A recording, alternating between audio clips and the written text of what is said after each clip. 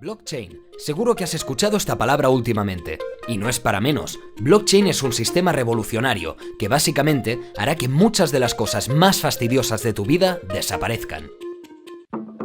La cosa es que el mundo, tal y como funciona actualmente, necesita producir, gestionar y almacenar una enorme cantidad de información certificada en todo momento. Cada día, cada hora, cada segundo. Hasta ahora esta gestión la han hecho humanos, esos seres lentos, despistados, corruptibles, perezosos y hedonistas. La propuesta de blockchain es que este trabajo pasen a hacerlo otro tipo de seres, incorruptibles, eficaces, sacrificados y cada día más veloces, los ordenadores. Pero ya sabemos cuál es la gran debilidad de un sistema informático, que es hackeable. ¿Cómo evita esto blockchain? No con un superpoderoso antivirus ni con un vigoroso firewall. Blockchain se autoprotege gracias a su propia estructura, su propia arquitectura. ¿Cuál es esta protectora estructura? Blockchain significa cadena de bloques, y eso es, una cadena de bloques que contiene información. Cada bloque puede contener diferentes tipos de información. El ejemplo más famoso es el del Bitcoin, pero hay muchos otros. ¿Y qué tiene cada bloque? Tres cosas. La primera, la información. En el caso de Bitcoin, por ejemplo, la información relativa a las transferencias de dinero. Emisor, receptor, fecha, cantidad, etc. La segunda, algo muy importante, el llamado hash. El hash es el número de identificación del bloque. Se trata de un número único e irrepetible. Cada uno de los bloques tiene el suyo propio. La tercera, y también tiene el hash del bloque anterior, por lo que cada bloque queda conectado con su predecesor y su sucesor. Ahora ves claro lo del chain, ¿no? Efectivamente, los bloques van creando una cadena. Ahora ya sabemos cómo es el blockchain por dentro, pero ¿por qué es inhackeable? Por dos cosas juntas. La primera, el hash, y la segunda, que muchos ojos están mirando todo el rato. El hash, como hemos dicho, es el número único de cada bloque, pero tiene una gran peculiaridad. El número se genera según el contenido del bloque. Eso significa que si se cambia el contenido del bloque, la información, automáticamente cambia el hash. Imagínatelo como una pieza de puzzle. Con tal información tendrá tal forma. Si alguien cambia la información, la forma también cambiará, por lo que dejará de encajar y la cadena quedará invalidada. No es que haya una única base de datos, cada usuario de blockchain tiene una copia de ella. Dado que muchos ojos están mirando todo el rato, si un usuario altera la información de su copia, la comunidad lo sabe, por lo que su versión de la base de datos es anulada y queda sin efecto. Ahí está la diferencia. La seguridad y la certificación de los documentos en blockchain se la dan los usuarios. No una gran institución, no un banco, no un notario. Usuarios iguales, pero muchos, muchísimos. ¿Y cómo lo hace blockchain para captar a todos estos usuarios? Buena pregunta. Los usuarios pueden decidir unirse a la red blockchain por dos motivos. Simplemente para usar el sistema o bien para hacer algo mucho más goloso. Crear nuevos blocks para la chain. Los que hacen esto último son los mineros. Muchos partícipes de blockchain no están allí para usar los servicios del sistema, solo quieren una cosa, crear nuevos bloques. Son los llamados mineros. A medida que se van firmando contratos, haciendo transferencias o lo que sea, hay la necesidad de almacenar esa información en un nuevo bloque. Para añadir un nuevo bloque a la cadena hay que resolver un problema matemático muy complejo. Para resolverlo hace falta una gran potencia de computación, así que los mineros ponen sus procesadores a todo gas para intentar resolverlo. Una vez creen haberlo resuelto, el resto de la comunidad verifica que la solución es la correcta. Si lo es, el nuevo bloque se añade a la cadena, la información queda consolidada y el acuerdo se lleva a cabo. Y lo más importante, el minero que ha encontrado la clave cobra la recompensa. En el caso de Bitcoin, ahora es de 12,5 Bitcoins. Un botín nada despreciable, teniendo en cuenta que cada Bitcoin vale, en estos momentos, $10.500. Pero blockchain no siempre ha sido tan popular. En sus inicios nadie le hizo mucho caso. El sistema blockchain fue creado en 1991, pero no fue usado hasta 2009, cuando un tal Satoshi Nakamoto, seudónimo detrás del cual, todavía hoy, nadie sabe quién hay, lo usó de base para su ahora famosísimo Bitcoin. Pero blockchain es mucho más que Bitcoin. Las aplicaciones de este sistema son muy diversas. Puede usarse para firmar contratos, votar en elecciones, guardar registros médicos y bancarios y muchas otras utilidades que todavía están por descubrir. Por ejemplo, con blockchain sería imposible falsear la procedencia de los alimentos o esconder si durante su transporte se ha roto la cadena de frío. Del mismo modo, en el ámbito de la salud sería imposible manipular los historiales médicos. En el comercio de joyas, el poder rastrear desde su origen hasta su compra permitiría al consumidor asegurarse de que no está comprando, por ejemplo, un diamante de sangre. Se trata, en resumen, de almacenar información con muchos ojos mirando, muchos testigos, lo que dificulta que la información sea falseada. Blockchain es mucho más que una simple base de datos. Es un sistema de almacenaje de información fuera del sistema convencional, una herramienta para crear una sociedad más equitativa, más transparente y más veraz.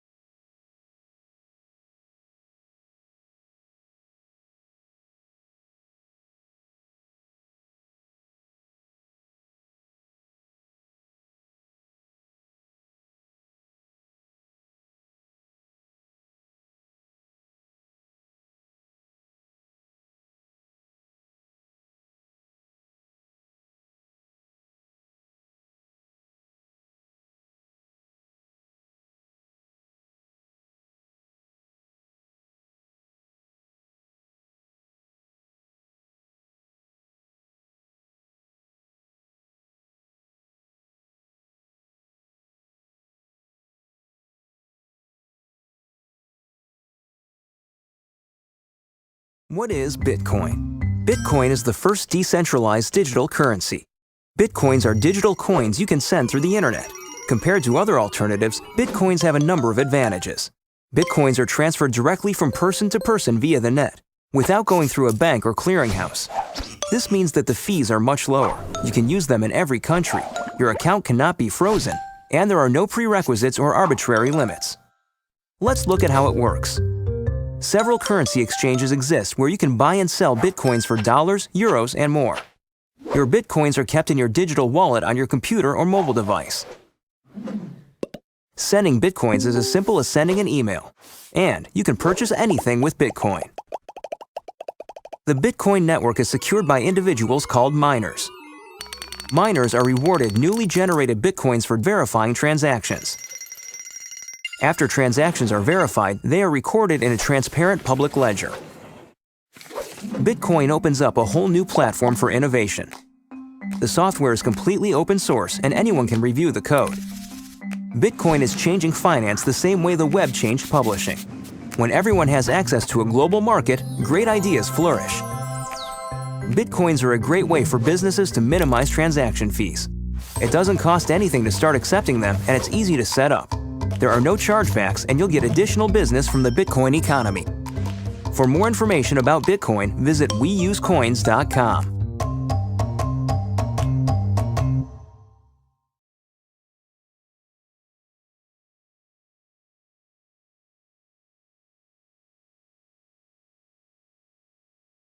Bitcoin and things like it is the equivalent of the red pill, okay?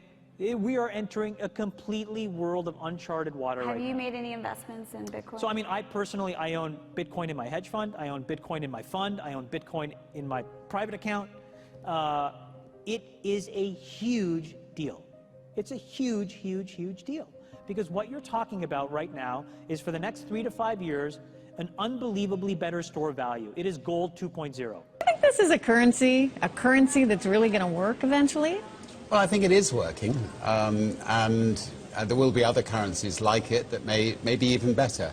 But in the meantime, there's a big industry around Bitcoin, and you know, people have made fortunes out of Bitcoin. Bitcoin, there is no Bitcoin company, there is no Bitcoin building, there's not even a Bitcoin server anywhere that you could shut down. It is completely distributed. That's what's unique about Bitcoin. It is, for the first time, a way for the two of us to exchange value online without a third-party intermediary. Until the invention of Bitcoin, for you and me to exchange money online, we had to employ a third party, like PayPal, like Visa, like MasterCard, right? And we live in the 21st century. If we want to have a video call to China, we can do that for free. But to send a couple $100, which is essentially just ones and zeros being moved around, costs 5% plus takes over a day. Bitcoin is exciting because it shows how cheap it can be. Bitcoin is better than currency in that you don't have to be physically in the same place. And of course, for large transactions, currency can get pretty inconvenient. You'll see Bitcoin trading at 1,000, 2,000, 5,000, 10,000. Rick Falkvinia does an excellent analysis. He predicts that Bitcoin will capture between 1 and 10% of the global Forex market, which implies a price of between $100,000 to $1 million per Bitcoin. Most of the people who are on the sidelines not buying Bitcoin today will start to buy Bitcoin when it gets over 1,000, and then a greater percentage of people will definitely plow into Bitcoin when it starts to get over 10,000. Still predicting Bitcoin, $10,000 per Bitcoin in 3 years. Casares, he is the CEO of Zappo, which is a Bitcoin wallet and Bitcoin vault. I think it's mostly a very positive thing. I think we're going to see ups and downs like with any other emerging technology, but I think Bitcoin is here to stay, and it makes sense that it be taxed and treated like any other. So let's make a bold call here. In 10 years, what do you think Bitcoin will be worth? One Bitcoin? Between $500,000 and $1 million. A lot of people are just seeing the charts and thinking, how high will it go? What I'm doing is counting backwards. I mean, this is a transactional currency, and it is a store of value. As such, it is a product and a service competing on a very tangible market for stores of value and for transactional currencies.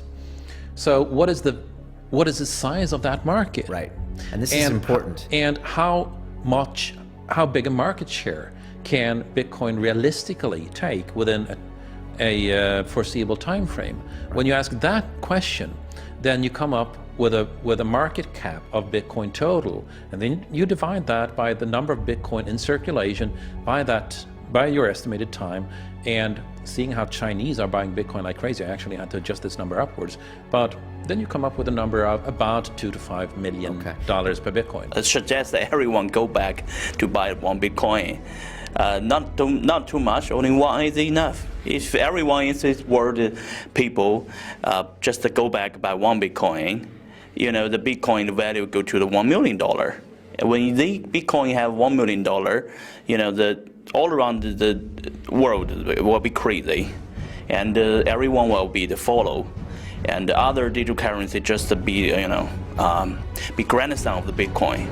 So for me, I think for a lot of people, they don't exactly understand why it's Bitcoin. Is Bitcoin the currency of the future, or is it the payment system they're developing? Bingo! It's the payment system. It's the blockchain encryption, and they're interesting things. I think Bitcoin, or the really blockchain encryption that's behind it, has a greater ability to bring more of the world's population out of poverty than anything we've seen. If you're new to Bitcoin, take your time to go out there and Google it and learn about it. It truly is one of the most important inventions in the history of humankind, and certainly the most important invention since the internet.